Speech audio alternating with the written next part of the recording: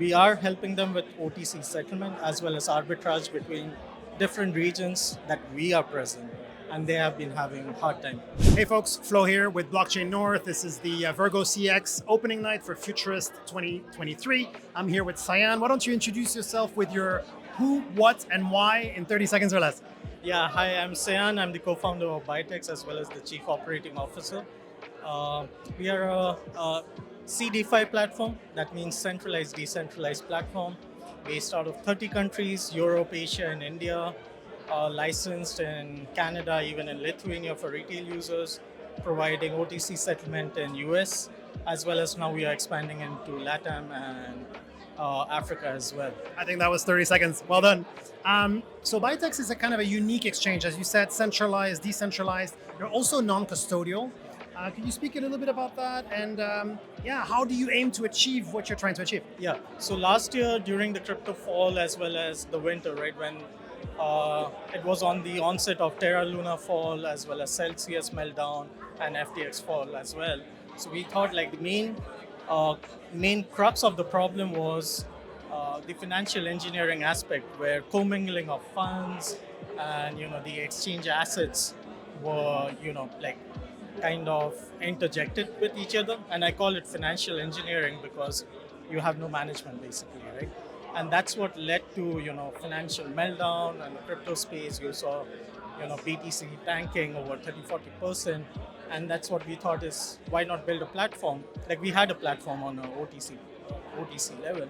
Why not have a platform with respect to securing the user assets? So that's where the non-custodial aspect comes in. So it's a DeFi aspect that we are plugging in with the centralized, where regulation comes in with KYC, AML policies. So once you go through a KYC on our platform, you would enable a feature with respect to logging in via MetaMask, which is a DeFi wallet, and then buying, selling, trading, swapping, anything, right? So you can store it. Like we don't have your assets, we don't touch your assets, and it's all on. And I'm guessing this is probably an advantage given all the debacles that happened, like FTX, like Luna, etc., last year, isn't it?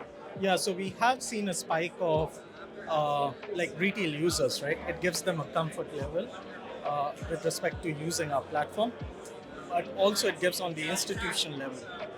So on the institution level, they move huge level of liquidity, right?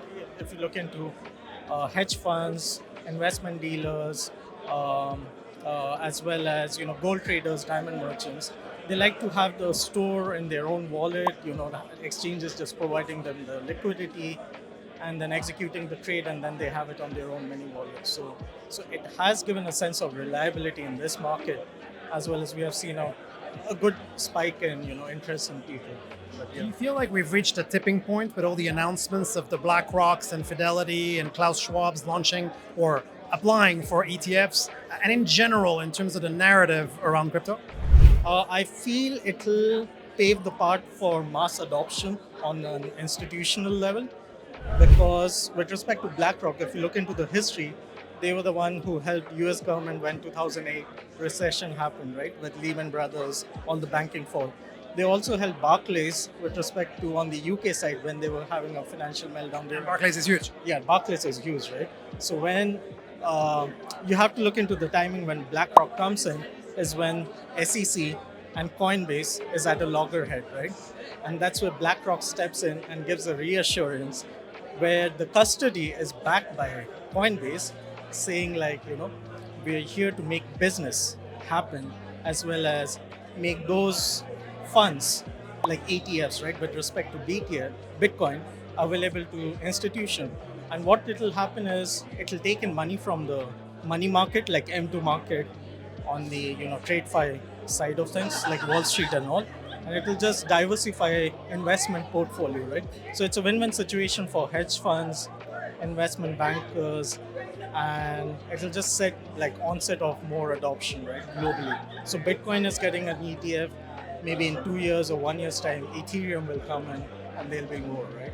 So. And I have to ask you, because it seems to me like you are in some way a competitor of VirgoCX, and yet you're sponsoring their event. Can you explain that to me? So with respect to VirgoCX, my personal opinion as a co-founder is in this ecosystem, everyone has a symbiosis, right? A synergy with doing business, right?